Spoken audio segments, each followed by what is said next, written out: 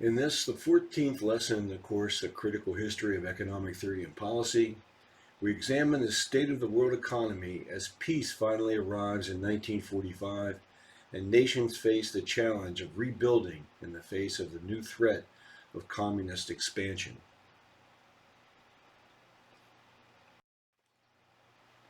The United States emerged from the Second World War with its infrastructure undamaged, its population fully employed, and near-term consumption buoyed by savings accumulated during the war. The people of the world had paid a tremendous price in terms of human suffering and habitat destruction. The victors and their economic advisors were determined to make sure the conditions that brought on the Second World War would never again appear.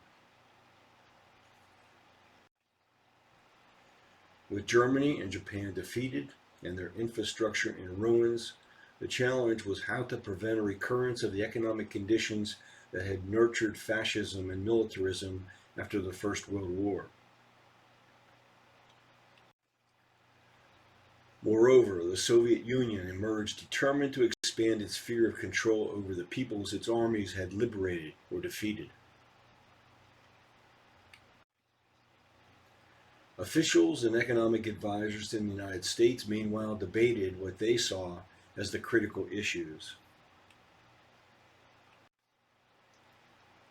First, should tariffs and other trade restrictions be lowered or removed? Second, should agricultural subsidies be increased, decreased, or eliminated altogether? Third, should the gold standard be reestablished, modified, or discarded?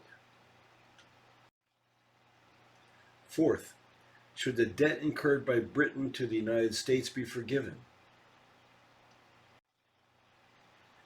Fifth, should Germany and Japan be deindustrialized and demilitarized?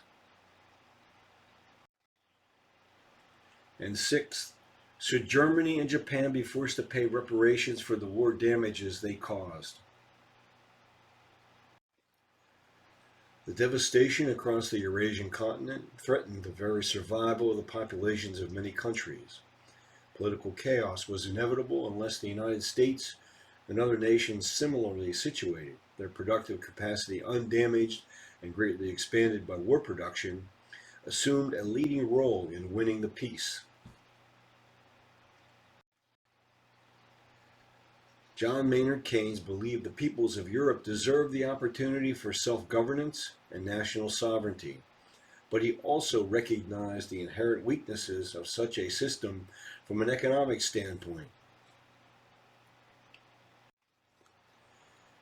We should encourage small political and cultural units, combined into larger and more or less closely knit economic units.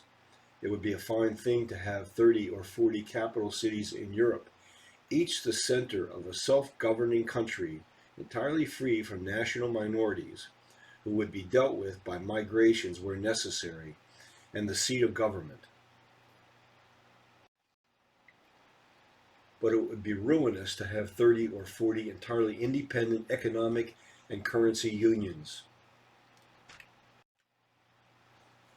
What seemed to Keynes to be the common sense solution to Europe's political and economic challenges was an impossibility at that time. The first steps were taken in 1957 at a meeting of Europe's governments held in Rome. During the war, Franklin Roosevelt concluded that one of his objectives when peace came was to end the domination by European nations of other peoples. In a 1943 letter to his son Elliot, Franklin Roosevelt wrote, "I've tried to make it clear that while we're Britain's allies and in it to victory by their side, they must never get the idea that we're in it just to help them hang on to their archaic medieval empire ideas." What he wrote next indicated just how much the global balance of power had shifted. "I hope they realize they're not senior partner.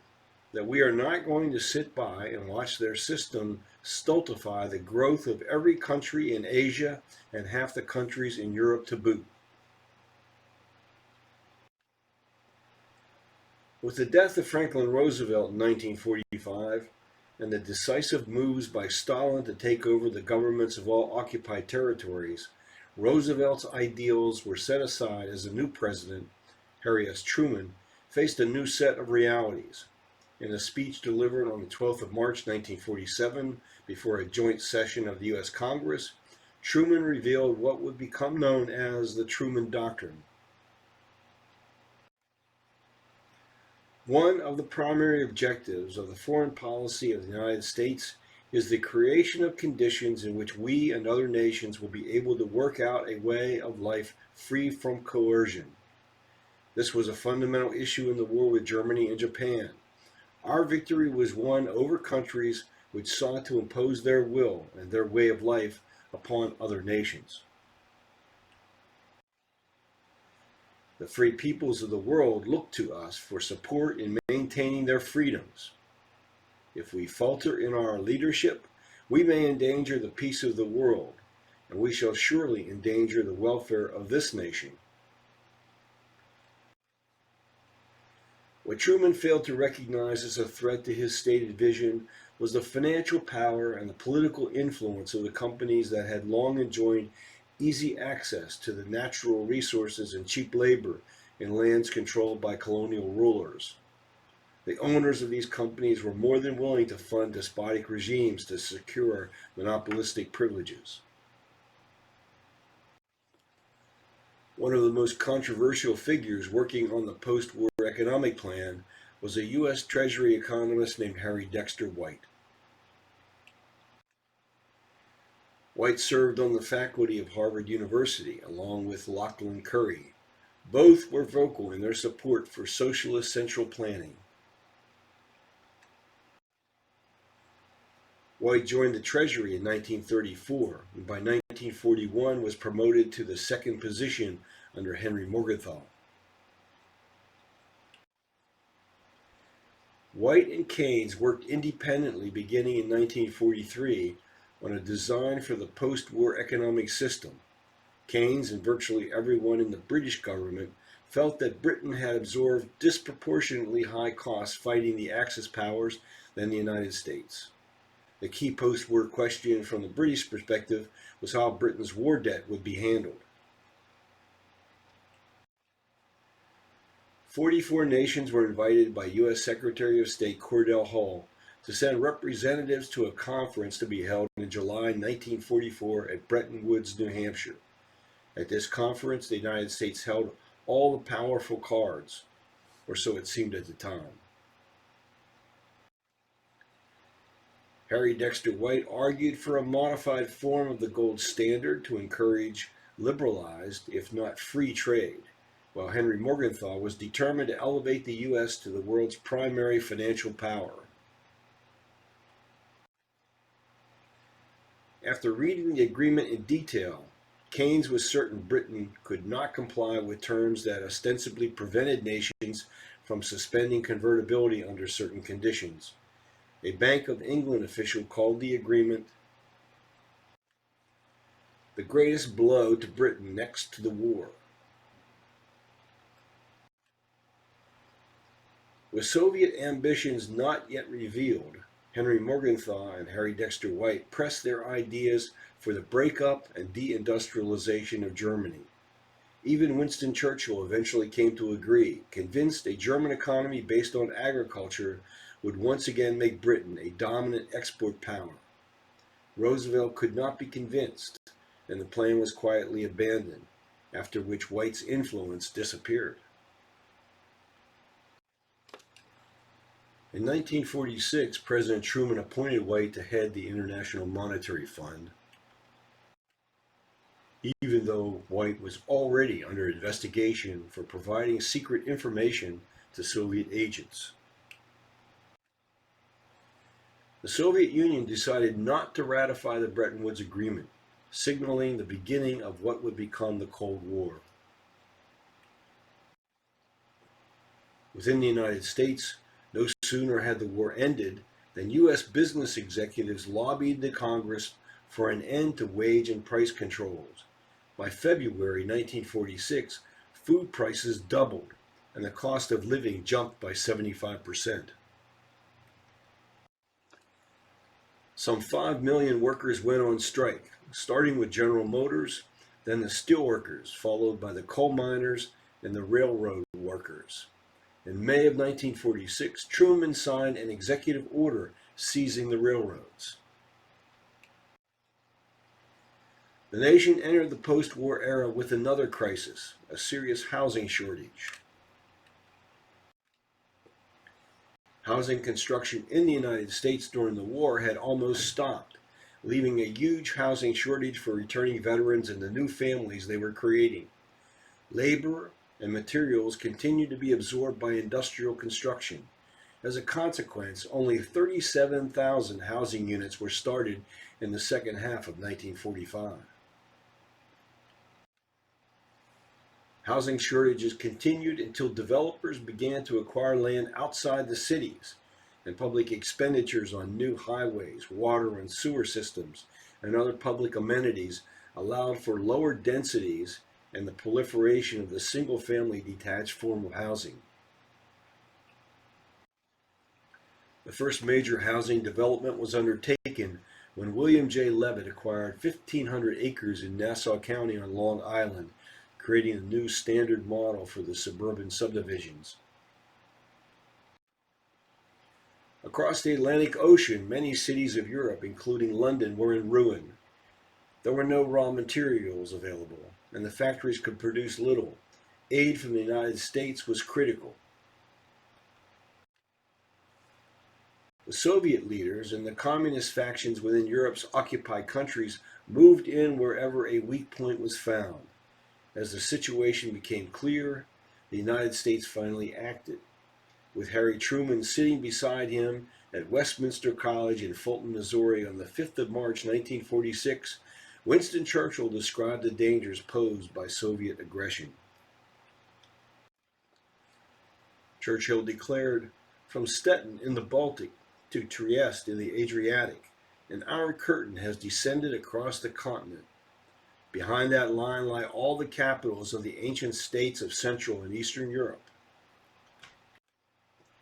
Warsaw, Berlin, Prague, Vienna, Budapest, Belgrade, Bucharest, and Sofia. All these famous cities and the populations around them lie in what I must call the Soviet sphere, and all are subject in one form or another, not only to Soviet influence, but to a very high and in many cases increasing measure of control from Moscow." In July of 1946, Britain received a loan of $3.75 billion from the United States, which was fully spent by year end. Herbert Hoover returned from a tour of Europe, reporting to Truman that all across Europe starvation threatened unless immediate aid was provided. The European Recovery Program, what became known as the Marshall Plan, was created as the instrument of U.S. foreign policy in Europe. The first shipments of food left for Europe early in 1948. The United States also opened its borders to displaced persons. Aid to European governments eventually reached $12.5 billion. Some 339,000 displaced persons were granted U.S. citizenship. Churchill described the assistance in this way: "It is the most unsorted act in history. Almost unnoticed was the adoption in December of 1948 of a Universal Declaration of Human Rights by the United Nations General Assembly. Article 17 makes the lone reference to one's right to property. 1. Everyone has the right to own property alone as well as in association with others. 2. No one shall be arbitrarily deprived of his property. The Declaration did not distinguish between what nature provides and what we produce in this reference to property. There is no record that Winston Churchill offered any comment, even though he had made a penetrating observation back in 1909. At the time, Churchill declared, "Land monopoly is not only monopoly, but it is by far the greatest of monopolies. It is a perpetual monopoly, and it is the mother of all other forms of monopoly." After years of economic hardship and the sacrifices of warfare, many in the United States longed for normalcy and a diversion from the concerns of the larger world. As the American people entered the 1950s, their attentions narrowed, as explained by historian William Manchester. The silent generation was a phenomenon of the 1950s. A vast hush had settled over the universities. Liberalism had become tired and dull. There seemed to be no indignant young men on campuses, no burning causes, and no militancy, except among a reactionary handful on the far right.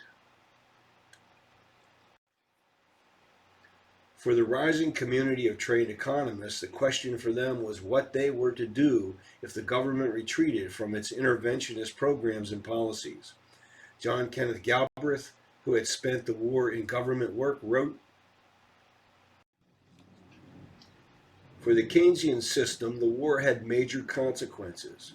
It brought economists into positions of power in Washington. All of the war agencies were in greater or lesser measure either administered or guided by economists, and these were extensively the younger Keynesian protagonists. Economists who embraced Keynesian principles used their influence to push government to attempt to maintain full employment. Their tools included the expanding national income statistics to forecast a balance between aggregate supply and aggregate demand forces in the economy. By 1949, members of the White House staff and the President's Council of Economic Advisors were working together to develop the President's mid-year economic report. Within their power were several policy tools. Depending on the circumstances, the government could raise or lower taxes to moderate inflation, raise or lower government spending in response to unemployment levels, raise or lower interest rates to contract or expand the availability of credit. Fiscal policy would be adjusted to close gaps between demand and supply. If inflation threatened, government would take in more revenue than it spent. If unemployment threatened, government would spend more revenue than it took in. Interest rates would be kept as low as possible in all circumstances to ensure credit was available for both business and consumers. As John Kenneth Galbraith later reflected, out of the war planning experience in the United States came a new generation of economists, led by MIT professor Paul Samuelson, convinced that government intervention in the economy was not only constructive but essential. They looked to the analysis of Keynes as their starting point, but were prepared to go much further along the path to the planned economy. A clear indication of just how different were the views of Keynes from those claiming to be Keynesians is revealed by the comments made by Keynes after reading Friedrich Hayek's anti-planning tract, Road to Serfdom. Keynes wrote, "Morally and philosophically, I find myself in agreement with virtually the whole of it, and not only in agreement, but in a deeply moved agreement. I should guess that according to my ideas, you greatly underestimate the practicality of the middle course. But as soon as you admit that the extreme is not possible, you are on your own argument done for, since you are trying to persuade us that as soon as one moves an inch in the planned direction, you are necessarily launched on the slippery path, which will lead you in due course over the precipice." Just as the death of Henry George in 1897 silenced the most powerful critical voice of the late 19th century, the death of John Maynard Keynes in 1946 opened the door for the interpretation by others of the Keynesian doctrine.